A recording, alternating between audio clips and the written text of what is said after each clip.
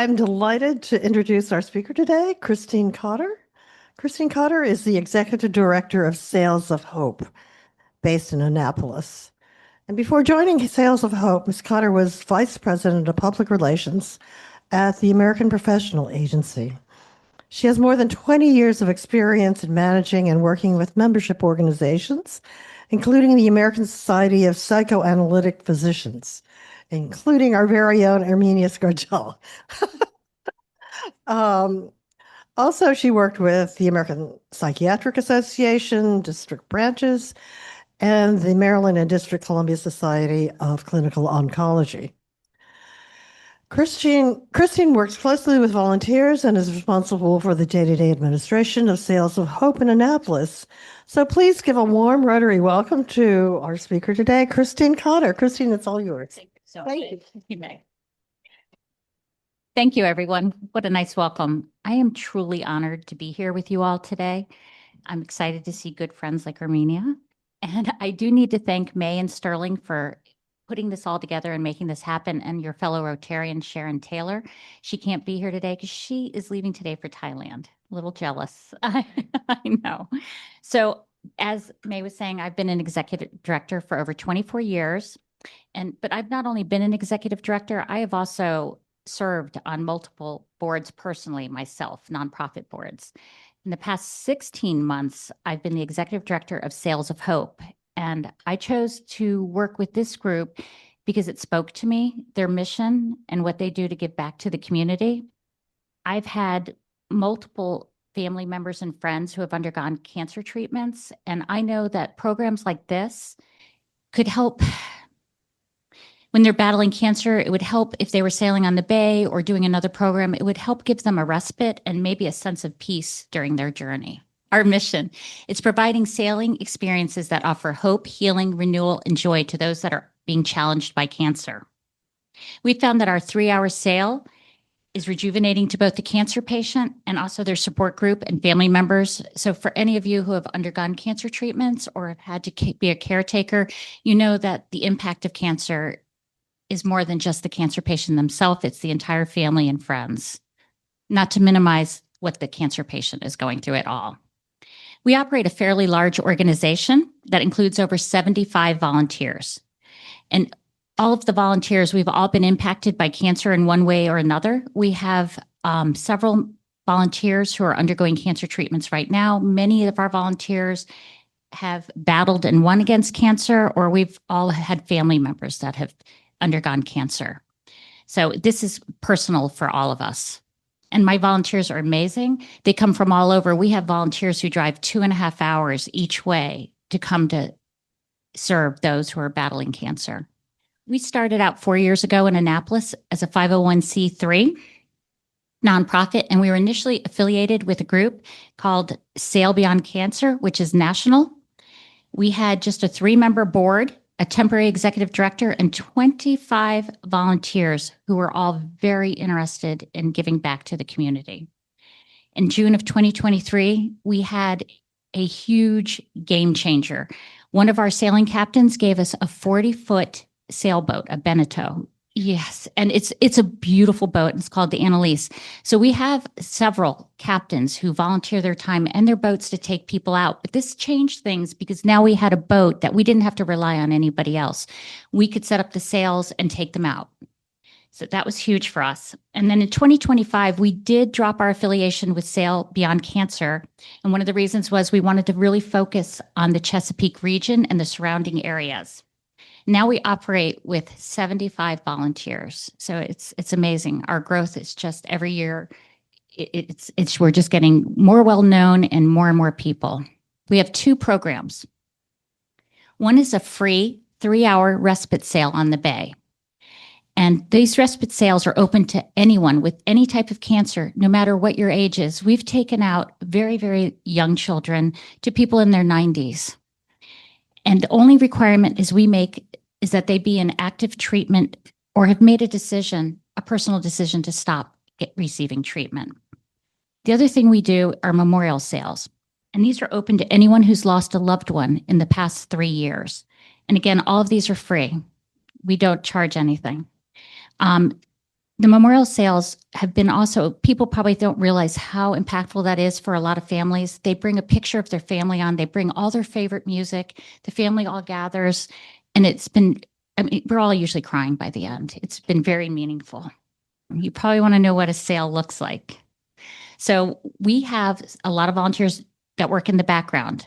So what happens is people will go on to our website and they'll nominate themselves, a colleague, a loved one, and this goes to people who are called schedulers. We have about 6 schedulers, and this is a lot of work, and their dedication is unbelievable. What they do is they take that nominee or our guest, and they reach out to them. We sail May through October, 7 days a week, 3 sales a day. We've never said no to anyone. We make it work. And so they have to, the schedulers, this is the tough part. They have to gather not only the nominee, but also the 5 other people and work on finding a day that works for all of them. Now, you know how that's like when you're trying to pick dinner with 5 friends. It's so hard. And they do it tirelessly. After they do that, they send them waivers. And this is just we're asking them, do you mind if we take pictures? Do you not want to be on social media? What health concerns do you have? What can we do to make this sale better for you? Then on the sale, there'll be 3 people. There's a captain, a first mate, and an ambassador. The ambassador's role is to meet the guests in the parking lot and bring them down to the boat. A lot of these people, it's a party. They bring more food than they could eat in a week. And there's champagne and drinks. And then other times, it's a very solemn occasion. I mean, you can figure out why, but it's been wonderful to see these families and people gathering together to make memories. So we take them on a 3-hour sail, and this isn't Gilligan's Island, we return. So we get asked that all the time. So we bring the people, we go out on the water. And if you've ever sailed on the bay, you know what a beautiful place, what a beautiful scenery it is. You can either go underneath the bridge or you can go to the lighthouse, which is historic. And we leave it up to the people to choose what they want to do. We encourage people to take the helm and to sail because for a lot of people, this is the first time they've been in control of anything in their life for months. The children especially love to take the wheel. And they bring all the food. The ambassador is always wonderful. He or she, and I forgot to say, there are introductions. The captain does sit down with everybody. There are introductions all around. Everybody gets to know each other a little bit. And again, we try to be very hands-off. This is the nominees' sale. This is what they want. We're not here hanging out with you. This is your time to make memories with your family. So we do the 3-hour sale. And then when we come back, we ask people if they want to write a testimonial in a book that we have. And they almost always do. And then the sale is over. There's lots of hugs and thank yous and sometimes crying. And every sale I've been on has been incredibly impactful. And I'm so grateful to these people who are such warriors and that I can be a part of this. So this is another part where the ambassador is important because he or she takes pictures throughout the sale. You're welcome to take pictures, but we would prefer to do it for you so you can be present with your loved ones during the sale. And also, there was a time when somebody dropped their phone into the water, and we can't get it back for you. So that $1,000 phone is gone. So let us take the pictures. And then what we do is we crop them, we edit them, and we put them in a digital book and we send it to the families so that they have that afterwards. And then we partner with Make-A-Wish and with the kids. I know they're wonderful. I personally buy presents and leave them on the boat for every child who sails. You know, even the siblings, because we know the children sometimes of the siblings get overlooked a little bit. So we find out every age of the children, and I make sure there's a gift for every child. And this I'm really proud of. This is our impact. So the first year when we didn't have our own boat, you can see in 2022, we did 28 sales. We took 136 people out. Last year in 2025, we took 136 cancer patients out, 697 passengers. And why that's so significant is just every year it's growing. I wish it wouldn't, but it is. But people are getting, hearing about us, and we're able to take these people out and give them just a moment of peace on the water. We were aiming for 150, but if you remember last spring, it was so rainy and stormy. So we tried to reschedule people. We didn't get to reschedule everyone, but they're going out with us this spring. We've already contacted them. And I just would like to share a story on a sale I was on last summer. It was a gentleman named Keith. And the reason that Keith touched me so much is he was 4th stage cancer, never been sailing. And all he could talk about is when he came out with me again next year. And I'm hoping Keith does come out with me again. And why he was so important to me is he nominated himself. He took a train from New Jersey to Baltimore to meet his uncle, who then decided he didn't want to sail with him. So he took a bus from Baltimore to Annapolis to go on this sail. And I'm not trying to show gender bias, but when I saw a 52-year-old man alone, I thought he's not bringing any food. So I went to the store and bought all kinds of food and like, flavored waters like Pellegrinos and brought them on the sail. And everybody on the boat and I and Keith, we had a picnic. We had a great time. And then I packed up a little bag for him to take home on the train. And our first mate drove him to the train station so he didn't have to take a bus. But how amazing was Keith that he, undergoing the cancer treatments, came out with this positive attitude, was so excited, never been on a boat. He changed all of us on that sail. So we're the lucky ones that we get to do this. Oh, that's Keith. That's him. Sorry, I didn't see that slide. So our cancer patients, where did they come from? They come from Pennsylvania, New Jersey, Virginia, Maryland, Washington, D.C.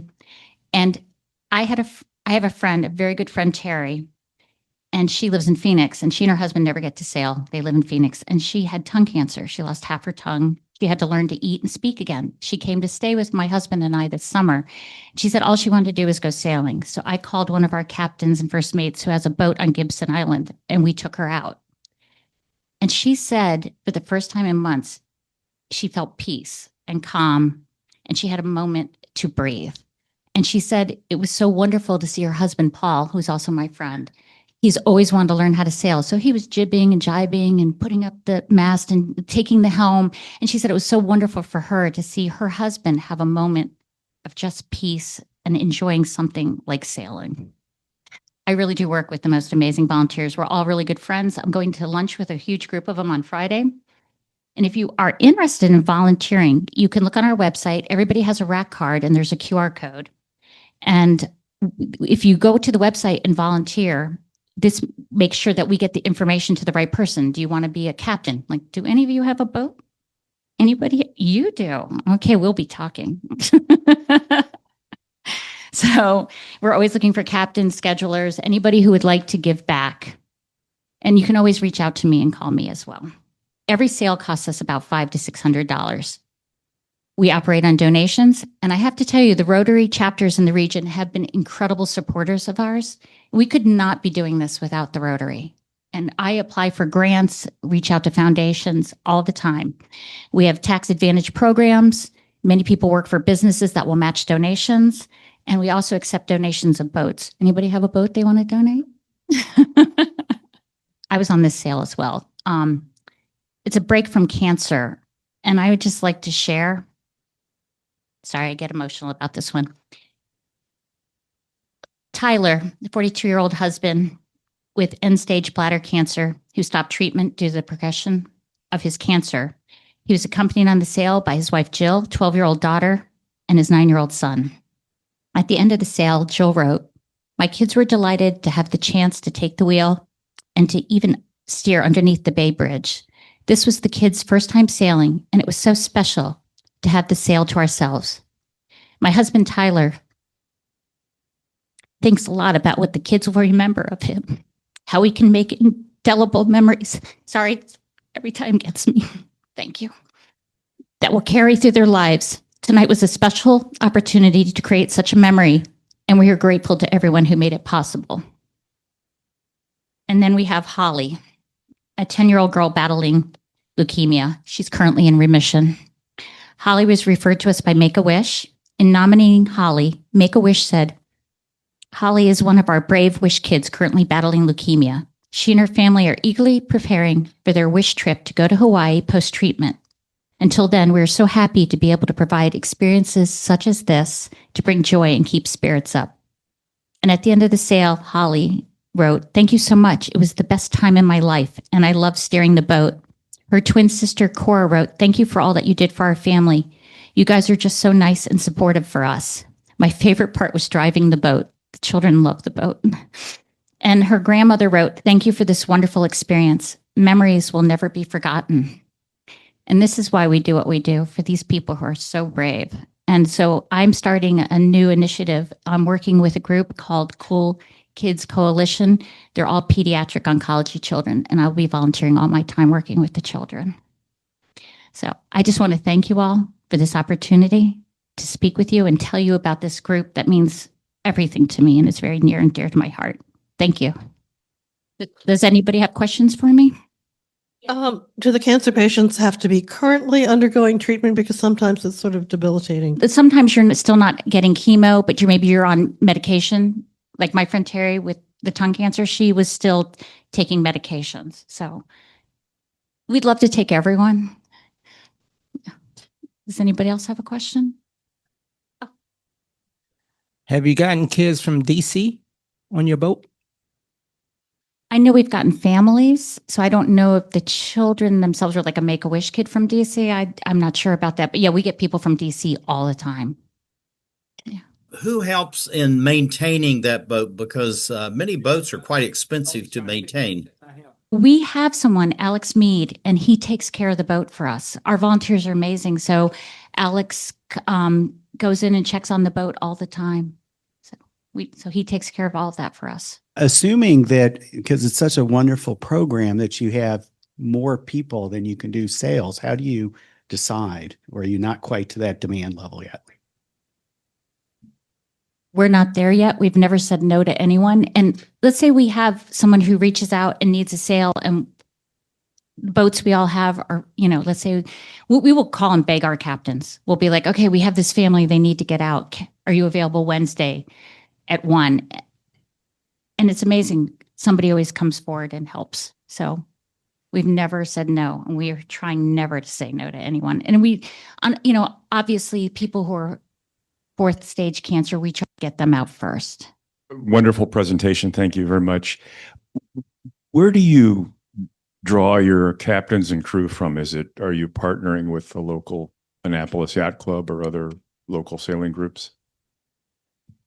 Such a great question. Yes, we do. So we also go to a lot of events, and we do the Annapolis Boat Show. And so people come to us, and there is a lot of training because we're taking out people who have cancer, and we need to make sure that people understand and have compassion. We have a psychologist who gives everyone a talk about how we speak to cancer patients, what we say, what we don't say. We have a physical therapist who gives us training to work with the more frail individuals. We have a lot of doctors and a ton of nurses who volunteer for this program. So, and then we have someone who teaches us how to take pictures properly. And now that I'm going to be working with the Cool Kids Coalition, I spoke to their organization. They're sending someone out to talk to my volunteers so that our interactions with the children are impactful and that's done correctly. So with the captains, we have 2 people who vet the captains. And so they have to go through a certain training. We have to make sure that they know what they're doing and that it's safe. Knowing you for years and knowing your personality when we work in our association, I tell you that your presence, your capacity to project love is unbelievable, and they feel it.